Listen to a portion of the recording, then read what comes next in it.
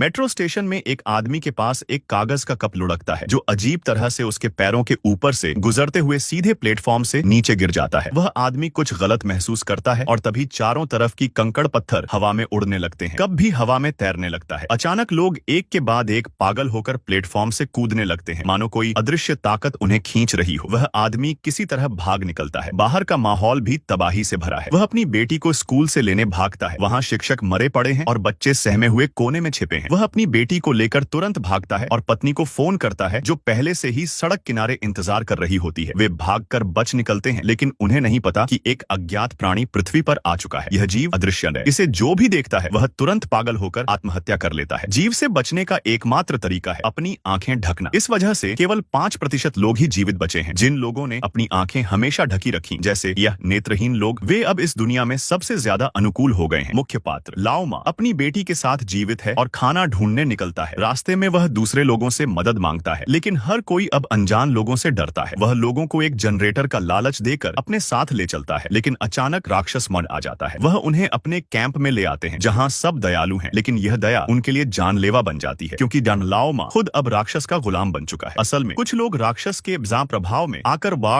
अब जाड़ी आंखें खोलकर जी सकते हैं और दूसरों को मजबूर करते हैं आंखें खोलने को। लाओ मा की बेटी कुछ समय पहले ऐसी ही एक घटना में मारी गई थी और राक्षस अब उसी की छवि बनाकर लाओ मा को और लोगों को मारने के लिए उकसाता है। लाओ मा भी अब लोगों की आंखें जबरदस्ती खुलवाकर उन्हें मरवा देता है। एक दिन वह एक और लड़की को निशाना बनाता है, लेकिन एक ब्लाइंड हंटिंग डॉग उसे पकड़ लेता है। लड़की का ग्रुप लाओ मा को अपने सीक्रेट अंडरग्राउंड बेस में ले आता है। वहीं एक लड़की बताती है कि पास की पहाड़ियों में एक सुरक्षित स्थान है, लेकिन वहां केवल एक सातन केबल कारगिन से ही पहुंचा जा सकता है। लाओ मा चुपचाप सपन कुत्ते की रस्सी काट देता है ताकि जब राक्षस हमला करे वह बच न पाए। ऐसा ही होता है। कुत्ते की रस्सी टूट जाती है और लोग भ्रमित होकर आंखें खोलने लगते हैं। एक लड़की आंख खोल देती है और पागल होकर खुद की जान ले लेती है। आखिरकार सब लोग एक घर में छिप जाते हैं, लेकिन लाओ मा वहां भी धोखा देता है। धीरे धीरे सब लोग मर जाते हैं और सच सामने आ जाता है कि लाओ मा कभी आंखें बंद नहीं करता था। आखिरी सीन में लाओ मा एक लड़की को मारने ही वाला होता है, लेकिन वह अपनी मरी हुई बेटी की यादों में लौट आता है और राक्षस के नियंत्रण से आजाद हो जाता है। वह बाकी बचे लोगों को बचाता है, केबल कार को चालू करवाता है और अंत में खुद को राक्षस के साथ बलिदान करता है। लड़की और एक अन्य महिला सुरक्षित आधार पर पहुंच जाते हैं, जहां उन्हें एक नया सुरक्षित जीवन मिल जाता है।